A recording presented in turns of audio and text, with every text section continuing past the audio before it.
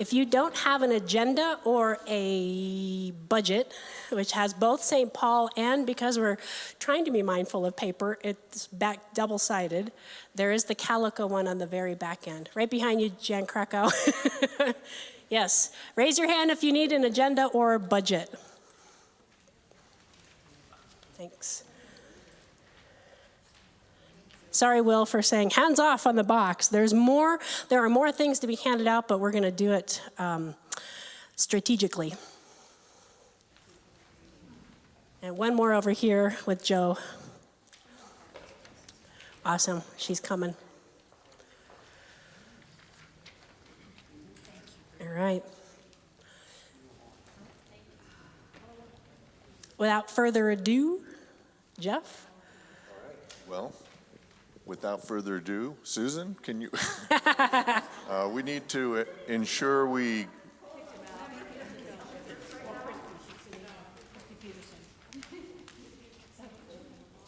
We have more than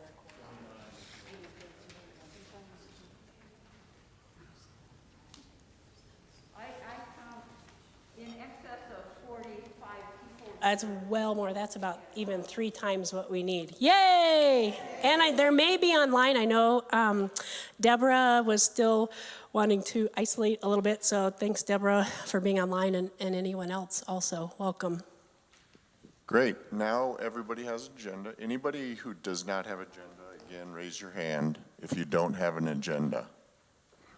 Okay, now look at the agenda and please let us know well, now would be ideal if there's anything that you'd like to add to it.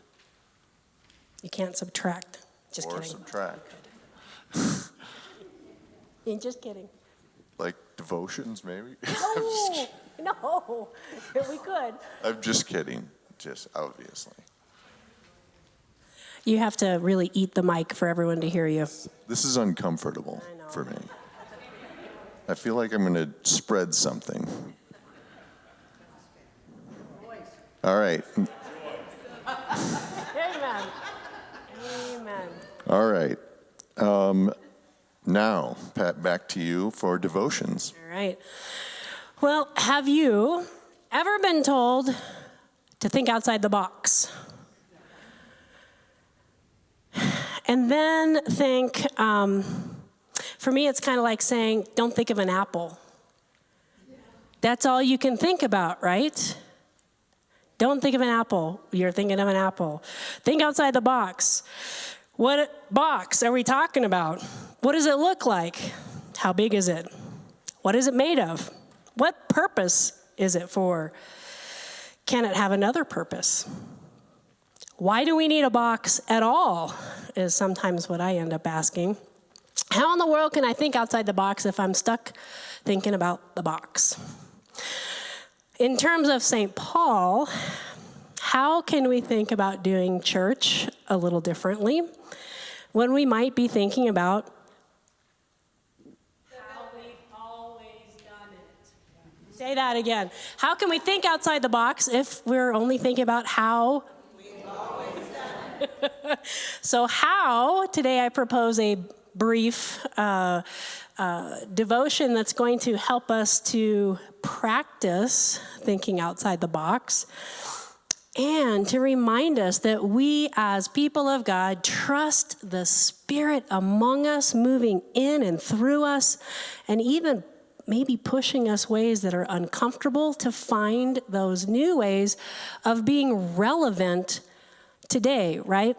So the ELCA as a whole is being restructured or talked about because that was developed. When did the ELCA begin? Hal, you can't answer that. You probably might be the only one. Maybe. 88. Yeah, so in 88, the ELCA was formed out of some other church bodies that became what we are today, and it was structured to support that system then. Well, there's conversation talking about restructuring yet again, and I think that's right where we are as an individual congregation, just to see how can we be more relevant. Okay, so to help shape our time together, a powerful verse from Isaiah. Behold, I am doing a new thing, not an old thing. I'm doing a new thing. Now it springs forth. Do you not perceive it? I will make a way in the wilderness and rivers in the desert. We're going to let that move in and through us as we do 2 exercises, again, in pretty quick succession. Normally, we would take more time, but I just want to introduce this to you. And there's going to be a 3rd exercise given to you as you leave today. So, first exercise, I invite you to pull out a Bible.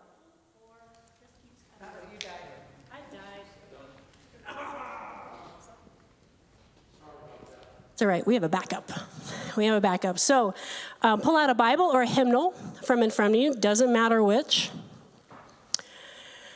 And I'm going to invite you to study it, touch it, pick it up, smell it if you want. You don't have to.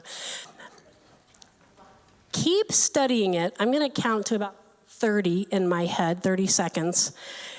And look through it until you've learned something new about it. So, go ahead.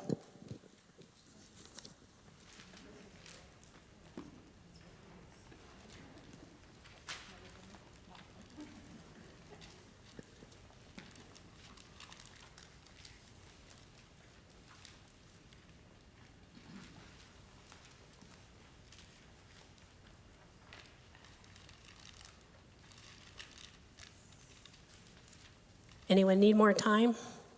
You found something new? Okay.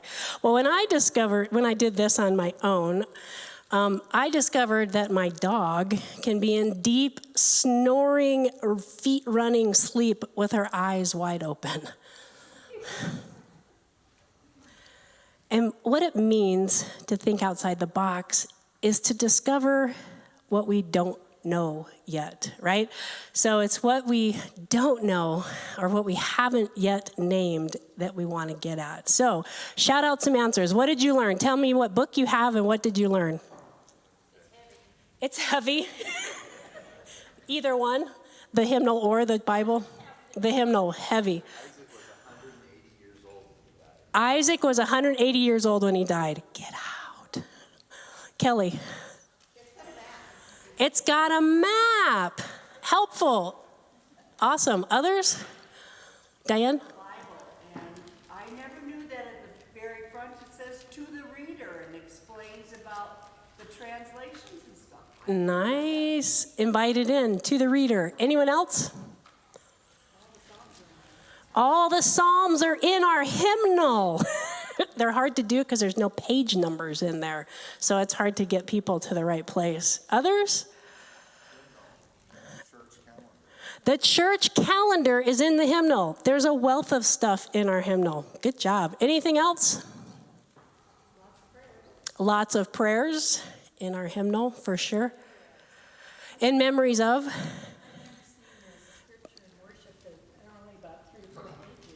So scripture and worship, it talks about all the impulses that we get from scripture that, or, right. It's kind of what's shaped our worship. It actually is scriptural. That's very cool. Good. All right. That was your first exercise. You can do that at home with any object, just so you know. All right. The second exercise, in 2s or 3s, however you can make that, most everyone's in 2s or 3s, if you're comfortable, close your eyes with that same book in hand. Close your eyes, one or the other, or you all can do it. There's no hard, fast rules. So close your eyes and randomly flip through the pages and let your finger land on a word. If you don't like that word, you get one redo.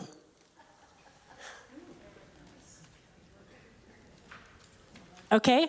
So work together you don't have to write them down, but think of at least 5, maybe 10 ways that that word relates to you or this congregation. Go. 5 or 10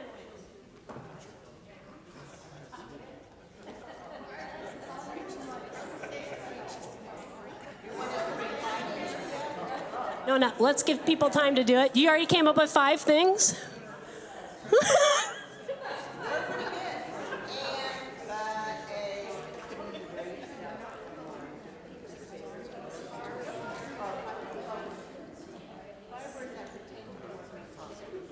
if you landed on that's right. You might want to pick another one. Yes, Jan, are you ready? Okay, hold on. We'll wrap it up. Everyone ready? Have at least a couple of things of how the one word. So share out what the one word is that you landed on and 1 or 2 things that you came up with that relate to you or the church. St. Paul. Jan. The word was joyful. Yay, joyful. And? Today is Joyful Sunday. Yeah, so the 3rd Sunday in Advent. Awesome. That's cool. Sharon. I found welcome, and we are welcome. Welcome. So she found welcome and said, we are welcoming here. Awesome. Fair. As in equity fair? Okay. We are fair. We are a congregation striving for justice. Joe. My word was strength. Strength. I think as we face our problems with budgets and so forth, strength, and also strength in ability to understand, forgive, and come together with decisions. Cool. So she landed on strength and said the strength that we have as we come together to make these decisions, and strength in Face our budget crisis. yeah, the budget crisis, whatever it is, traumas in our own personal lives and collective.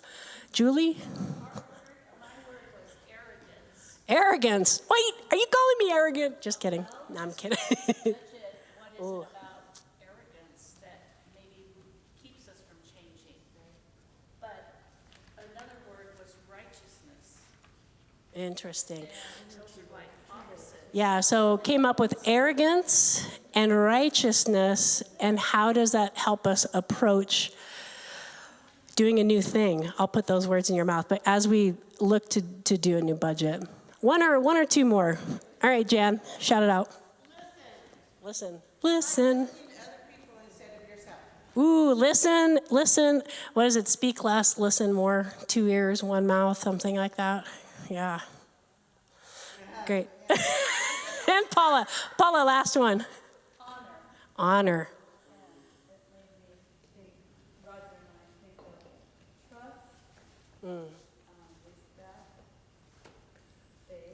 Trust, respect, faith, remember. Beautiful. That's a great segue. We're going to wrap up this exercise, but hold on to the thought of being engaged, and there'll be a little handout to help you remember these 2 exercises and then the homework that you'll have. In the meantime, as we start, I want to offer this prayer. So the Lord be with you. We pray. God of all things, keep our sights on you as we navigate this interesting time. No doubt you have walked with your people through a constantly changing world, and no doubt you are with us now. Calm our fears, guide us, encourage us, and make us bold in your love and abundance as we seek to set some goals and priorities. Amen.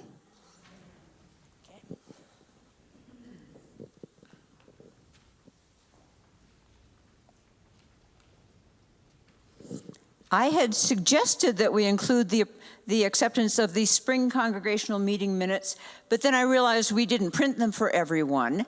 And I realized that what we'd done last year is included both the spring and fall minutes in the annual report so that everyone could see them, and then we approved them during the approval of the annual report at the spring meeting. And so I actually suggest we repeat that process and defer the approval of the spring meeting minutes, because you really don't want to hear me read them aloud to you. So is that okay with everyone? All right, thank you. All right, so the one thing we're starting this meeting is during this meeting and all meetings, we should be following the behavioral covenant. So just as a reminder, I'm going to read that out loud to everybody right now. It's printed on the back of or the second page of the agenda. And follow along if you can. As people of St. Paul Lutheran Church, we believe that all people are children of God, created in God's image as sisters and brothers of Jesus. We desire to live Christ-like lives in community with one another and value this community as a safe place.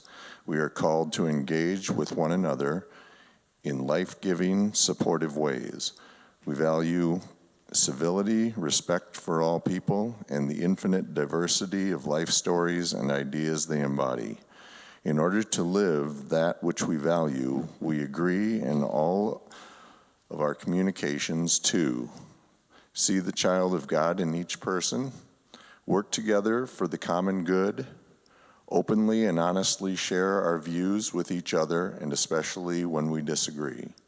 Take personal responsibility to ensure that each person has the opportunity to speak, listen to one another without interruption or judgment, honor the decision that may arise out of the difficult decision-making process, talk directly with the person with whom we have a conflict, assume they have the best of intentions, respect confidentiality, and actively practice forgiveness.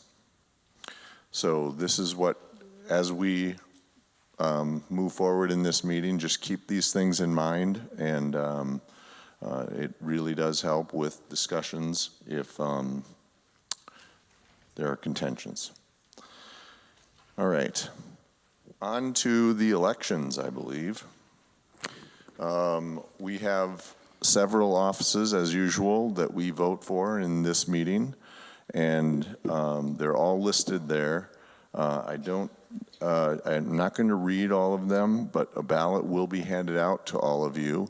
But I would like to, before we hand them out, or we can hand them out now, but I would like to point out that there is an opening for the president-elect position. So you have a year to be getting up to speed under the training and tutelage of Roger.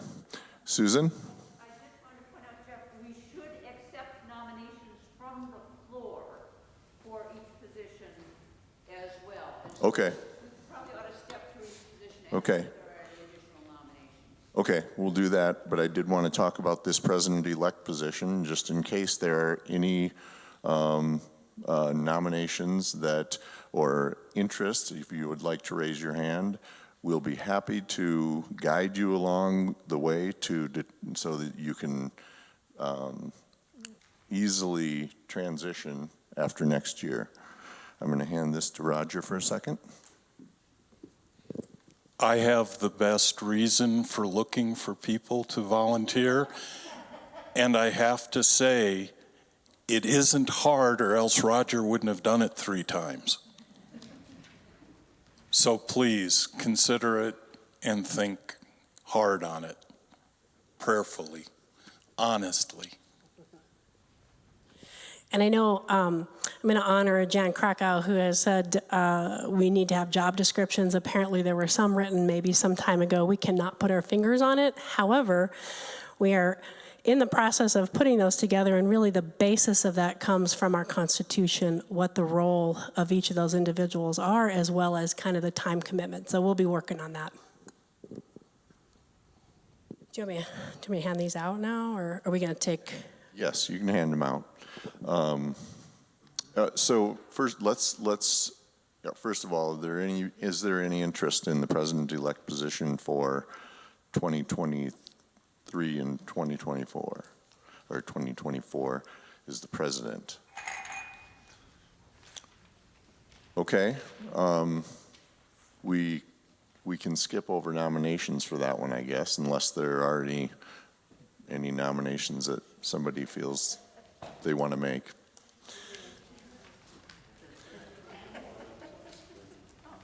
We'll defer to the spring meeting. We had one volunteer for the youth council representative for a one-year term, and that is Rindra. He's not here today, but he did at least verbally talk to me and tell me he would be interested in filling that position. Rindra Jazoa. Am I saying his name right? Okay, good. So can we get a nomination? Are there any other nominations?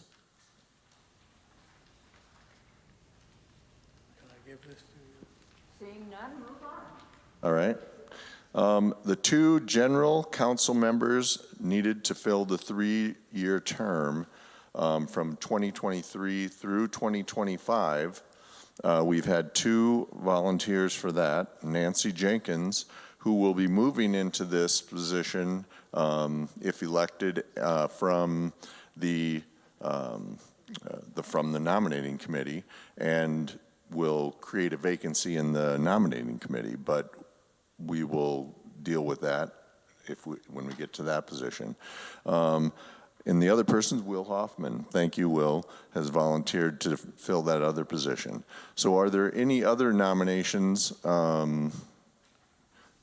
Actually, Will is joining. He's coming off the nomination committee also, but he's done with his three-year term. So, but Nancy is not, so we'll need to fill her position. Are there any other nominations for the three-year term, 23 to 25, in the council? And if it's helpful in making your decision, we meet kind of alternatingly by Zoom and sometimes in person right after worship typically on Sundays. But that day is flexible depending on what the group is able to do. And most of all, keep in mind, a lot of these positions you'll recognize are people moving from one committee to the next because we need council members. I'm sure that you, at least with the next two positions, and probably any, if there are new people that would like to do this, though we have candidates for everyone has said, I'll step aside. If you find a new candidate that will stand in here for me, I would perfectly happy giving up my position and moving into it. So keep that in mind. We are really loving to have new people join in. Okay, so it'll be Nancy and Will that you'll be voting on. For the two council members that we needed for the remainder of the 22 to 24, so it's a two-year term, to fill the positions of the two council members that had left, I have agreed in the same circumstances to take up one of those positions if we don't have any other nominations, and so has Peggy Burnett, who is rolling off council this year and has agreed to join on again for us to fill a two-year term. So if there are any others that would like to do this, either of us would be very happy to let you do that. And I will say the flip side of this, as we do this, one thing that we will look at perhaps is changing the number of council members required in our Constitution. It's written forth as this to have, and I hate to see that there's less voices on council, but we're not going to cease functioning as a church because we have a few less people on council. So we're going to keep moving forward, and we're like, hop on the next train, join us. Peggy. Otherwise, we'll end with the dictatorship.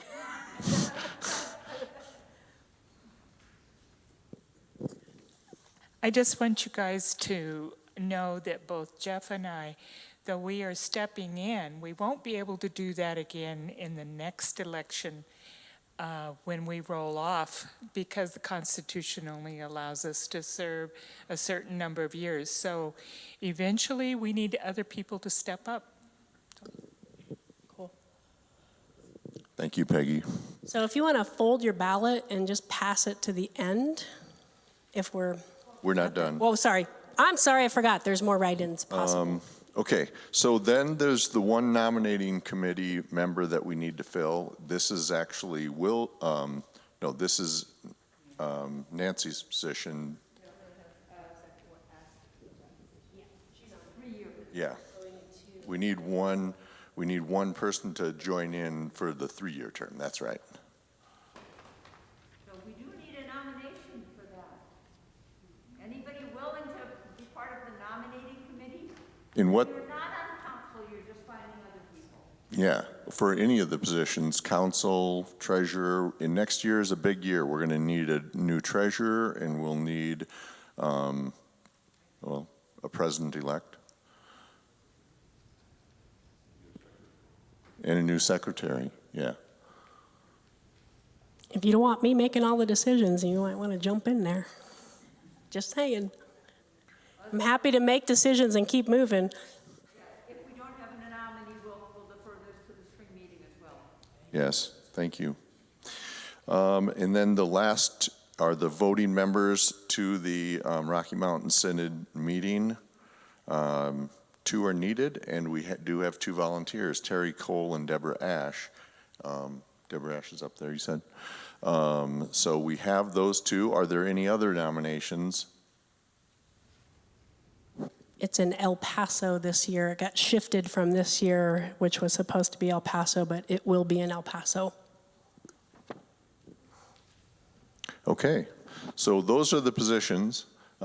Please, as Susan said, pass them to your left or right. I don't know. Which way? Pass them this way. Depending on which way you're facing. Susan's over there, so let's make it easy. Take those. That'd be awesome.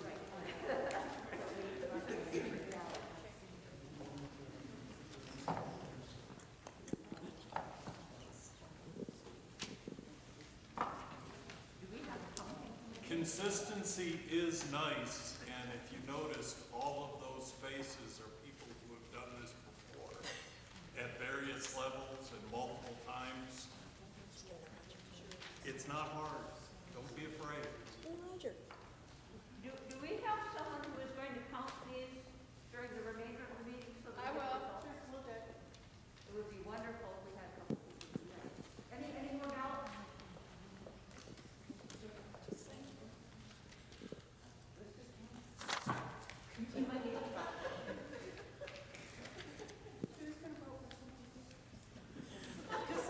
Okay, so thanks for doing that. While they're counting, I'm going to hand the floor over to Paul, who's going to talk a little bit about next year's budget. You got to shove it in. That's what I hear. I'll hold this for a question. How's this? I assume you've all seen and reviewed the non-budget for 2023. Just to review a little bit, let me try to explain what process has transpired over the past few months. Oh, the Finance Committee began, I don't know, about September or so, gathering input from committees and others to start to put together a budget. Then we met, I don't know, October, I guess. And it became clear that we didn't have all the information that was necessary to fill in all the numbers for the coming year, given that the survey and that discernment process was kind of, right in the middle. And so what the committee did was recommend a provisional budget with making some changes, but with the expectation that that we would approve that and then make changes to it in a few months. Well, when it got to the council, there was a consensus, not exactly a unanimous decision, but a consensus to, rather than to adopt a new budget now, and then expect to make changes, that we would continue to operate under the 2022 budget until we get a chance to get all the input to do the final budget. So that's kind of where we are. And if you have any questions, I'm sure Jeff can answer them. No, whatever. Somebody can. We'll try to.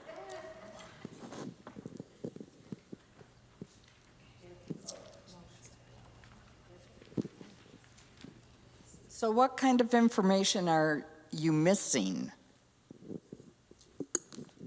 That's where I'm going to defer to someone. I'll That's take- where I'm going to defer to someone on the Ad hoc team. ad hoc committee. I'm happy to take that, hopefully be clear. So the survey, which about half of our folks chose to complete the survey, and others chose to do small groups, those are just finally completed. The ad hoc team met again to try to kind of mull all of that over. So it's that information that is not compiled enough for us to present to you all. We're actually leaping into what's going to come at the end. We're going to give you all of that information, all the same information that the ad hoc team has been given. You will receive as summarized data, a packet today to take with you. And I have some more instructions over that, but you'll be able to mull that over. The hope is to come back in January 15th to be exact, in the afternoon for a 2-hour town hall or discernment meeting, however we want to term that. And in the meantime, we're hoping for you to take that data that you received today, prayerfully go through it. There's some caveats in there that I will read just before we hand out. And then in January, we'll have a kind of a communal conversation. So you're encouraged to have conversation along the way, but refrain from worrying at this point, or refrain from worrying at all. That's kind of like, don't think of an apple, but refrain from, we won't yet get at how we're going to pay for it. That's like another step as we walk through this. The really now is to throw out all of our dreams and hopes and where we feel God is calling us today. And for those that have financial implications, we'll then figure out how they get put into the budget for 2023. And if timing and the moons align, we will present those things in the 2023 budget in March. Does that answer? That doesn't answer your question? I'm trying to figure out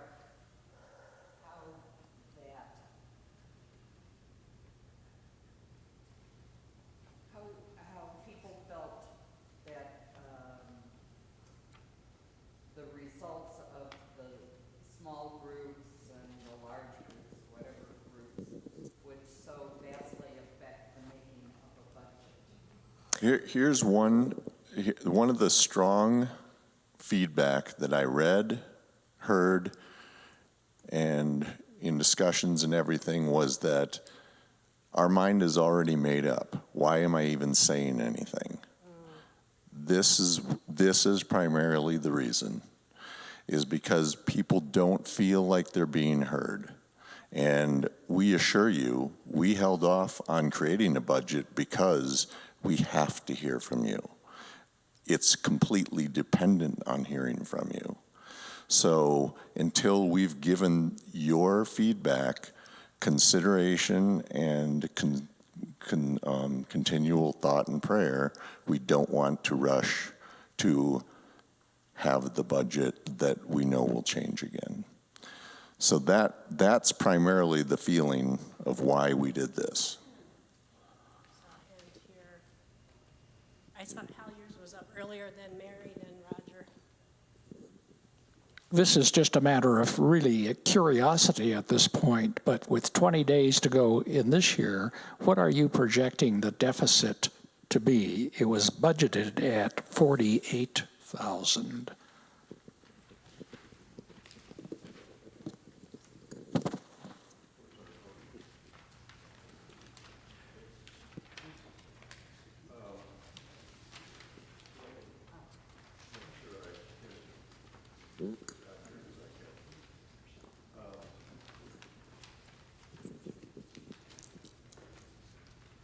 As of the end of November,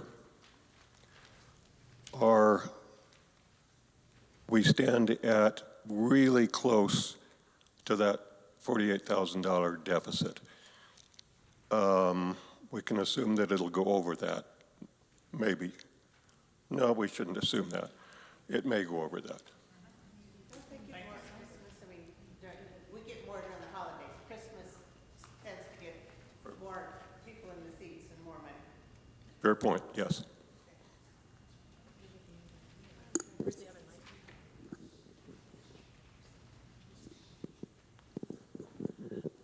My original question was,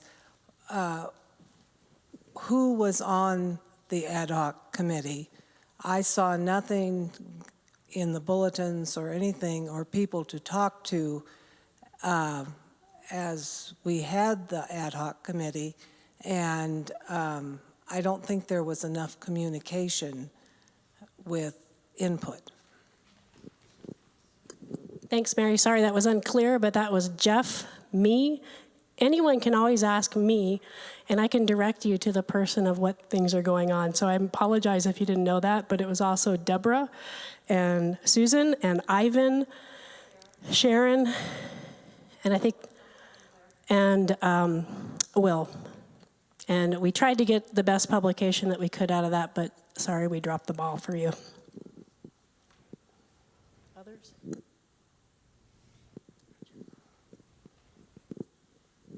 One of the reasons for going the continuing resolution mode was to ensure that the lights would stay on and we would continue at current levels until we have a chance to build a budget based on our path forward.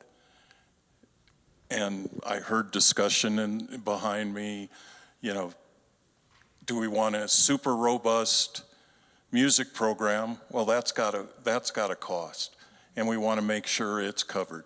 Do we want to do something else instead of that? That would affect where the budget puts the money. But right now, the idea is to maintain a status quo until we can get a budget that reflects the congregation's desire for how we're going to spend the money.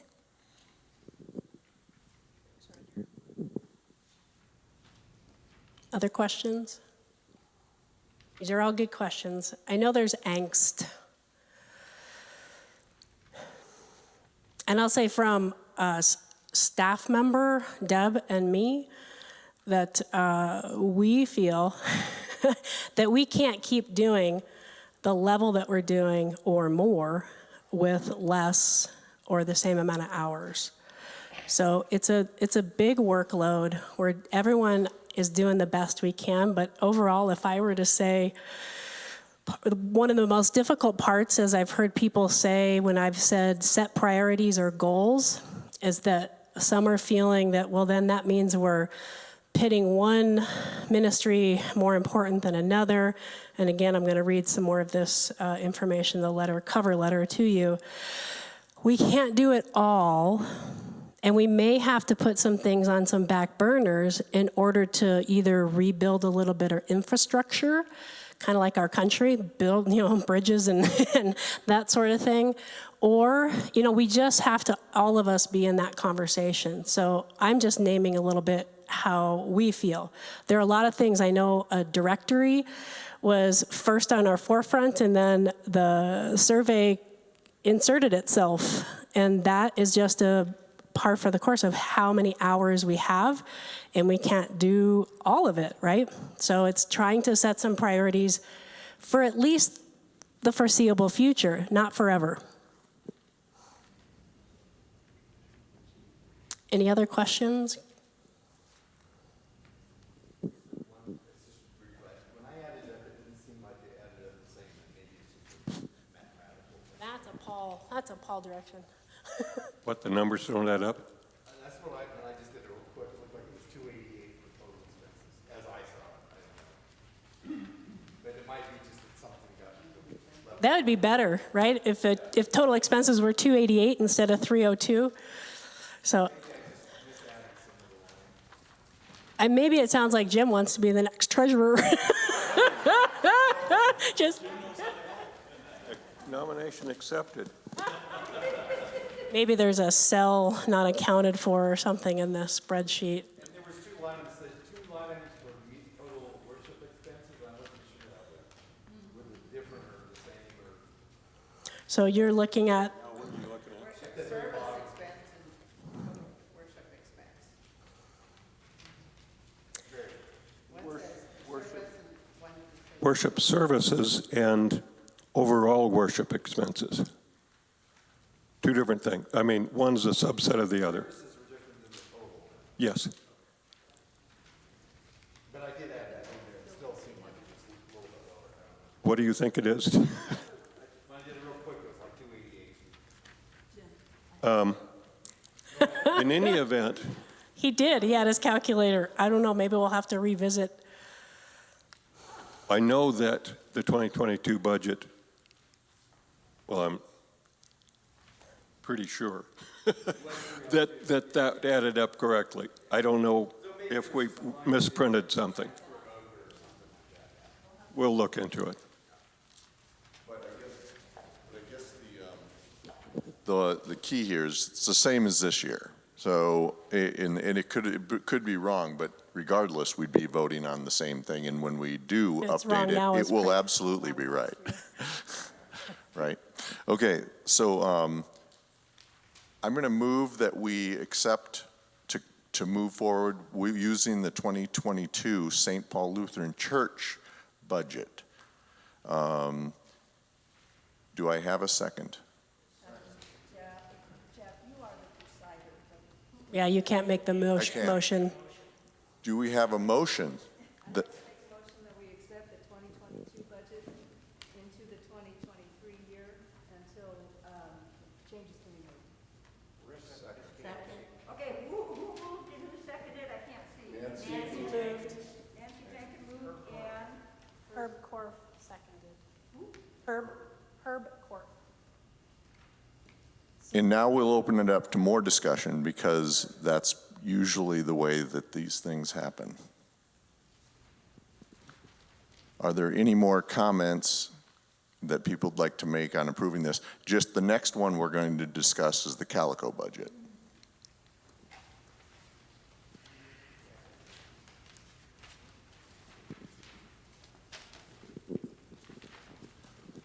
Okay, then let's ask for a vote. Can we do this by raising our hand? Raise your hand if you're for continuing with the budget of 2022. Keep them up. Keep them up for Susan to count. Might be easier to count the nays. Yeah, maybe we don't need to count. Okay, let's count the nays then. Anyone opposed? Can't vote twice, Karen. Okay, anyone opposed? You can abstain. Anybody abstaining? One person, two people abstaining. Okay, so that passes. Motion carries. Okay, the Calico budget. Normally, we would sort of present the two budgets side by side and combine them at the bottom line and approve both at the same time. So let's consider the Calico budget, or, you know, acknowledge what the Calico board has presented.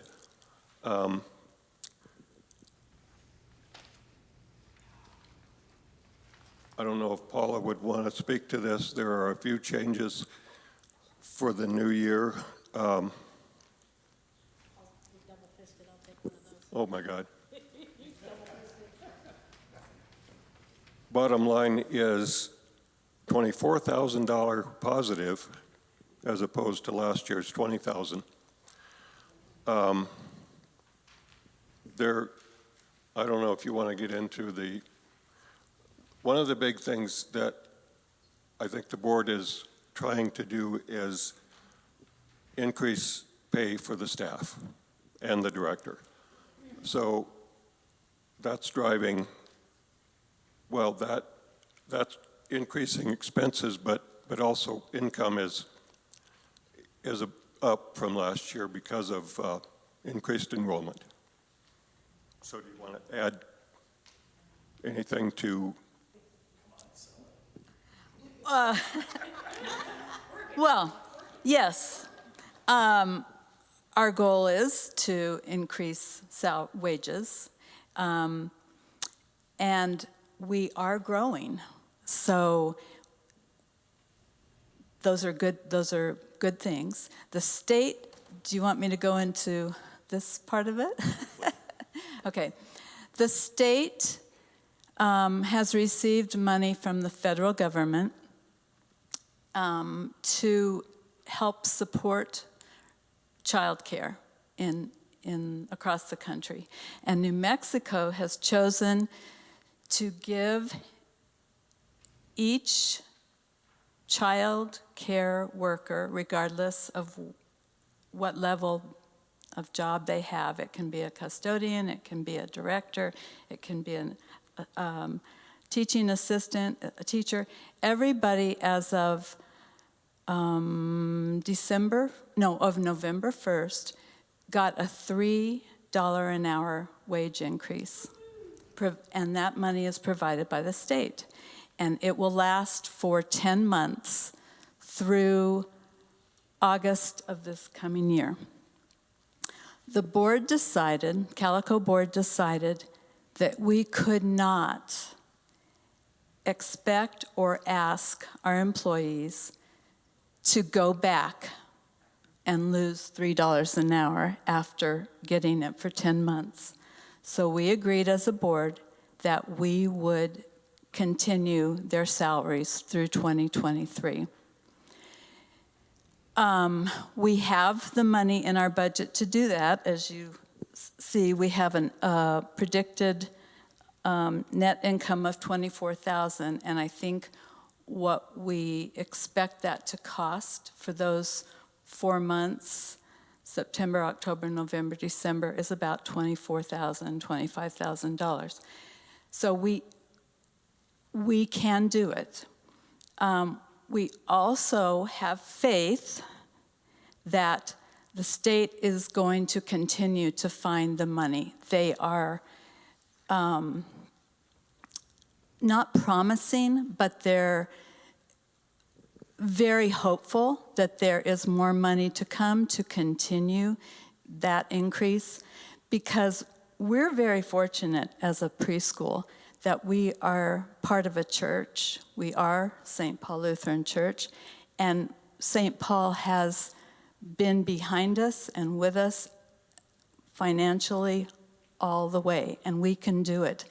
Lots of these preschools don't have that kind of situation, and at the end of 10 months, they're going to be in serious trouble to continue those $3 an hour raises unless the state comes up with the money. So my feeling, and I think the board's feeling, is we will still have a net income at the end of 2023. But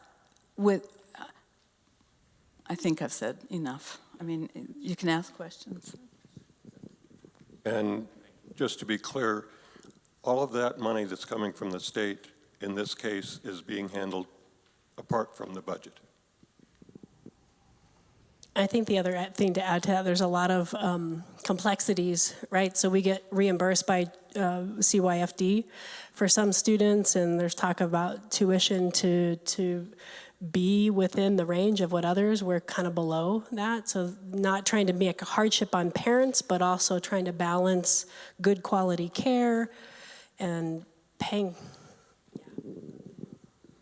Another thing that Calico is doing under Marisol's leadership is we are now at a 4-star level, which allows us to be reimbursed by the state for like CYFD at a certain level. But we are in the process of working toward getting a 5-star rating, which means we will be able to charge more. Tuition in 5-star facilities is higher than 4-star facilities, and people expect to pay more, and the state reimburses at a higher level. So growing enrollment, higher rating, we're just very optimistic. And part of that too is stabilizing staff and teachers and paying them a livable wage, which was something that has been on our hearts during COVID, as the bishop charged us with that, to really work on what does that mean to have justice, right? When we have all women of color, and I think 1 or 2 gentlemen downstairs of color who we're getting closer to making a livable wage for them. So I think we want to entertain a motion to accept this budget from Calico. I move we accept the Calico budget for 2023. Ivan. We have Roger and Ivan. Any further discussion?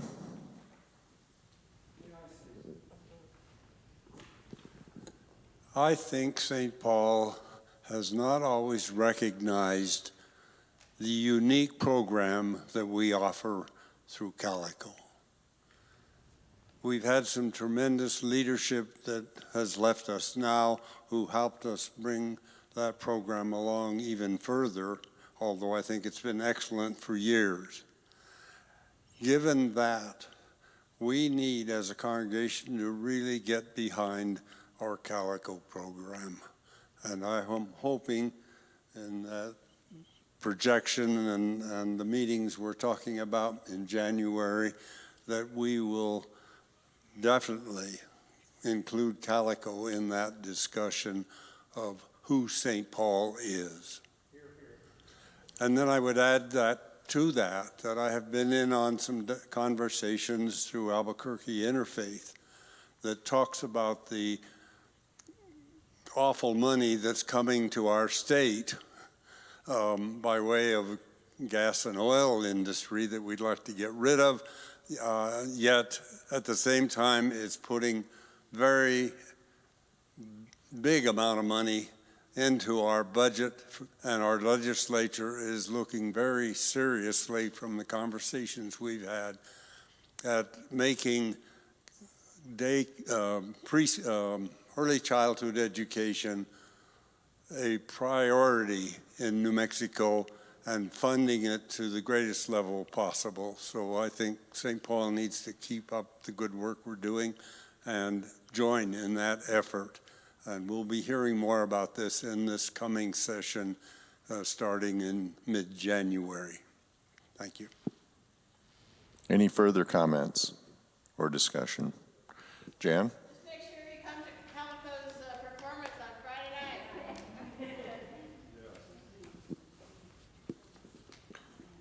Okay, then we will go ahead and take a vote. All in favor, or raise your hand, please.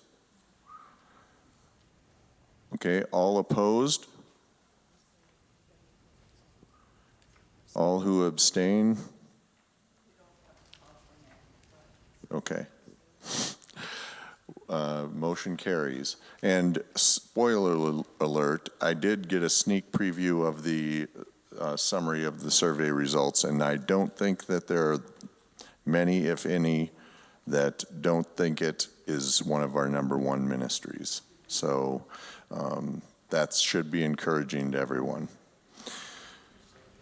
Okay, and the results are in on the election, and each of the offices that were voted on passed 41-0. So everyone is elected. Nice. Yay, thank you. Thank you. And circulating right now is the summary results. There are plenty more. This is actually, we're hoping, you can look at it, it's not a secret, but we're hoping for you to take it home and digest it, because it's a lot to take in. And I want to, there was a lot of conversation, certainly about all of this, and I really do, I'm gonna read this cover letter, because it's that important. Attached are 2 documents with the feedback portion of our congregational engagement efforts thus far. There's a summarized survey which has charts and graphs, and if there were comments written in, they are included at the back of that. And then there are notes from the small group and one-on-one conversations. One happened via Zoom and another happened in person. And I will say that we did take a little bit of time to redact out. We realized those who did not want to do a survey, we heard that loud and clear in the small groups. We understand. That's why we offered it both ways, right? So if you wanted to do it a different way. So the multiple comments disliking the survey have been redacted out because it was distracting for the meat of the conversation. The ad hoc team felt it very important for everyone to see this information, right? We're in the essence of being transparent. We want everyone to see everything that we're saying. What I don't want to happen are the bulleted statements. Please don't misinterpret the information, right? It might be easy to think that my favorite ministry is marked or scored as unimportant and thus will go away. Or it might be easy to think my favorite ministry is noted as very important and thus will be a priority. Neither are accurate statements. What such results reveal is that different ministries speak differently to each of us. And, as always has been the case, some ministries are engaged by more or fewer people and or may not hold a line in the budget. That does not mean that such ministries are more or less important. Does it sound wishy-washy? But it's so true to who we are. So when it comes to setting priorities, it will be a dance between doing our best to follow God's call to us in this time and place. It will be a dance with pledges, which are the known part of our budget, and certainly the unknown, kind of the thinking outside the box, about our resources, and maybe even taking a leap or two of faith. There will be a town hall meeting on Sunday the 15th, January, from 1 to 3. Communal discussion, so come with your questions, come with your concerns, come with your ideas, right? Because ultimately we're going to set some goals and priorities that will help us make realistic and tangible steps to reaching our vision statement. This is what has driven, I think when folks thought that the survey was a little pointed or directed in a certain direction, the vision statement is where that got developed from, right? So our vision statement, as a reminder, St. Paul is a hub for a variety of ministries and a central learning space, teaching people to live their faith in many ministry opportunities. The worship experience in our beautiful sacred space nurtures us as a community so that we can be connected to many community outreach and social justice activities. And the other thing I want to name, it's okay to be wherever you are when it comes to these changing times. Know that I feel your angst and I feel your joys all at the same time. So, let it be proclaimed.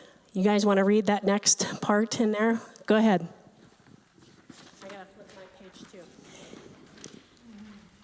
God is faithful. Let's say that together. God is faithful.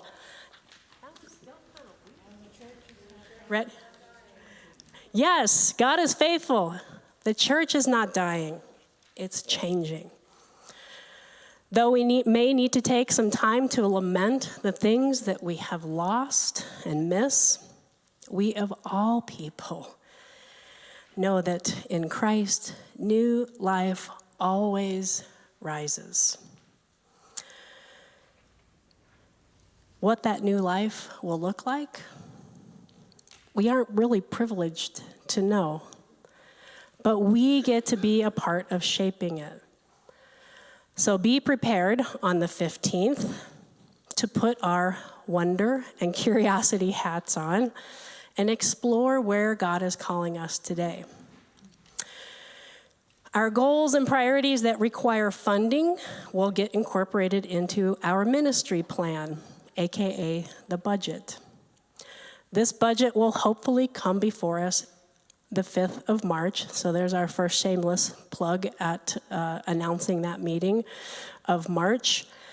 For those ideas that fall outside a general operating budget, we'll get to think outside the box at raising revenue.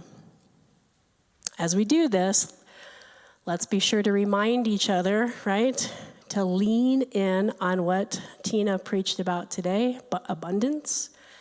God is abundance. It's rather fitting, as we're in this Advent season, that we are this in-between waiting time. But we continue to live into that with the hope. What are our seasonal things? The hope, peace, joy, and next week will be love. We live into those in the midst of the unknowns. So any questions, not necessarily on the data itself, we're not going to entertain those questions yet, but are there questions on something you may have missed or...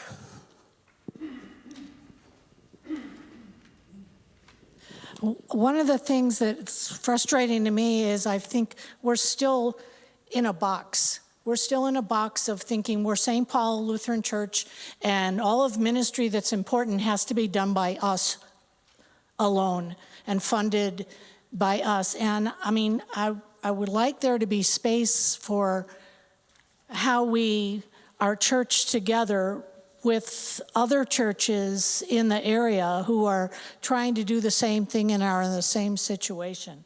So, I mean, thinking outside the box, there is abundance, but it doesn't necessarily mean it's going to look like just each individual church. And the other thing, I went to the bishop's town hall meeting yesterday, and the thing that struck with me is that we have to look at the budget through the lenses of our vision, not look at our vision through the lenses of the budget. And I think that's where we've been stuck. It's like we don't have enough people to do it, or we don't have enough money to put into that thing. And I think we need to look at how we're partnering with other churches, other organizations even. Amen, sister. Collaboration is awesome. All right. So there's yet another piece of paper floating around, a half a piece of paper. Did you not get one? There's some others. Oh, we have some more comments. Okay.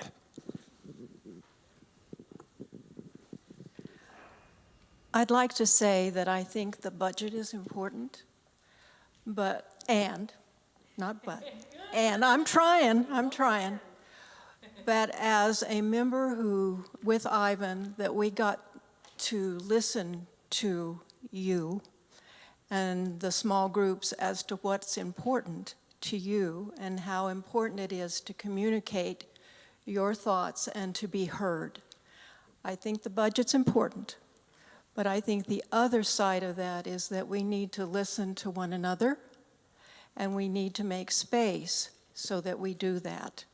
So I really think our gathering for our next meeting is to talk about the budget, but we also need to talk about St. Paul and talk to each other about what's important, because we listened to all of you who came to the small groups, and you have some very good thoughts, some frustrations, some interest, hope for the future, and so many good things. And we need to share that with one another, because we, Ivan and I, and you don't walk alone. We walk with each other, and we need to remember that. It's not coming to church and just saying hello. It's looking into each other's eyes and say, how are you really doing? And I'm here for you, and what can we do together? So I'd like to say yes to the budget, but I'd like to say yes, that small groups are important and that we talk to each other and share the life of St. Paul, because That is what Christ is asking us to do, to walk with each other, to love each other, and to help us each other when times get tough. So there. Thank you. Ooh, we have some more comments. Hannah.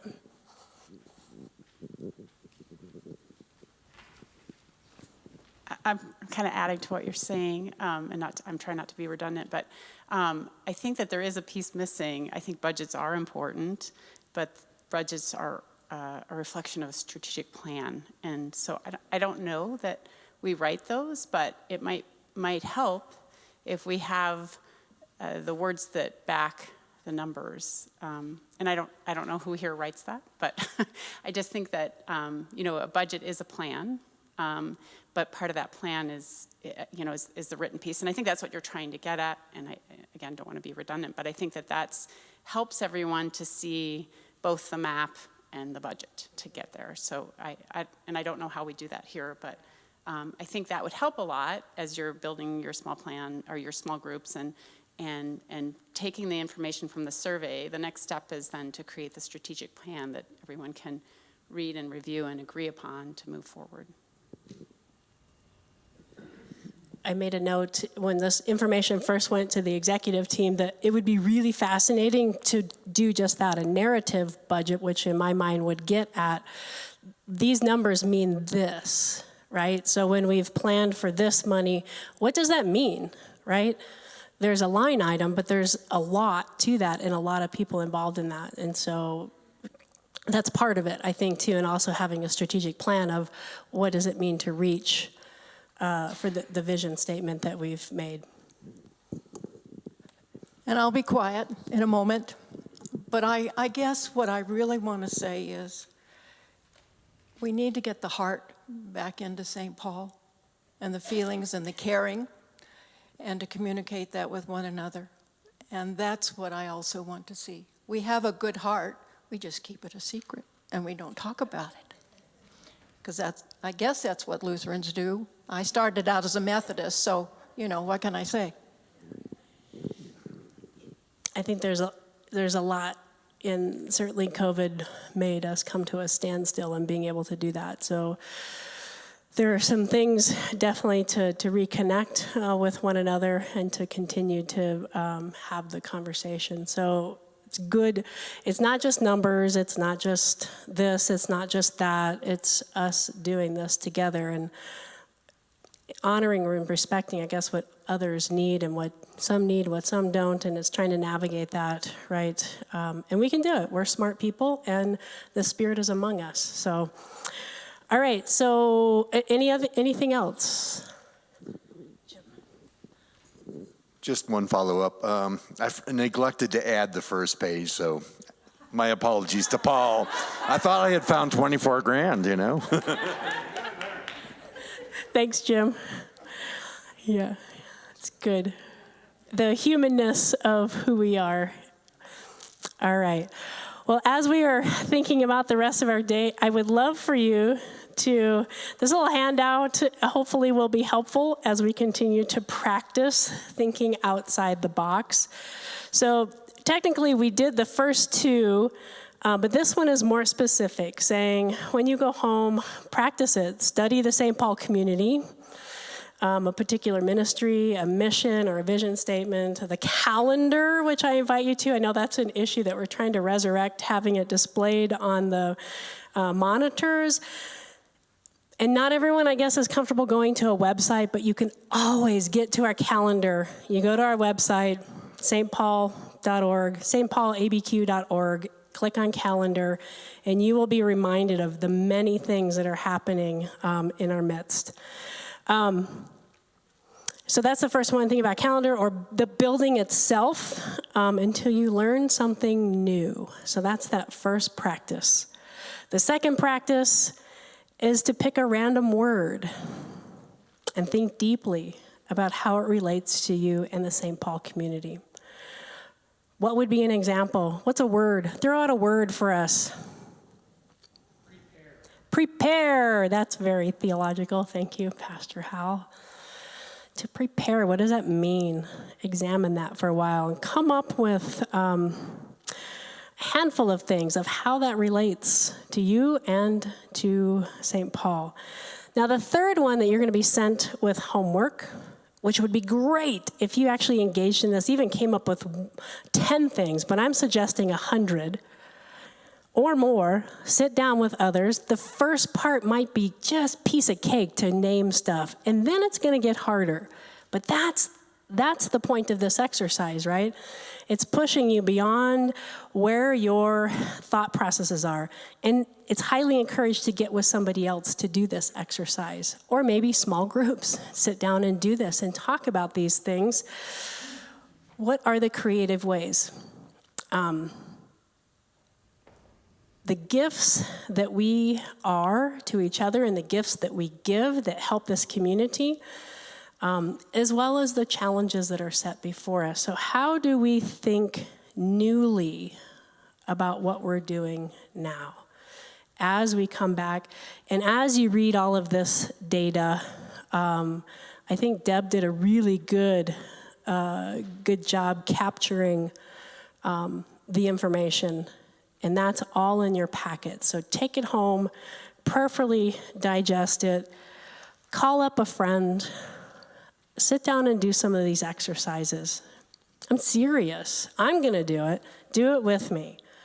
And when we come back in January, we can still talk about it in between then, but when we come in January, that's when it'll be our time to really do it as a community, right? And so whatever this small group is talking about will get hopefully shared. Come with your written notes across the next month, a little over a month, and be prepared on the 15th. And if you are unable to make it, you could submit your ideas. That would be awesome. All right? Are we nearing, is that the end? I'm going to offer the same prayer that I offered at the beginning and see if we hear the same words in a different way. So the Lord be with you. God of all things, keep our sights on you as we navigate this interesting time. No doubt you have walked your people through a constantly changing world, and no doubt you are with us now. Calm our fears, guide us, encourage us, and make us bold in your love and abundance as we seek to set some goals and priorities. Amen. Go in peace to love and serve the Lord.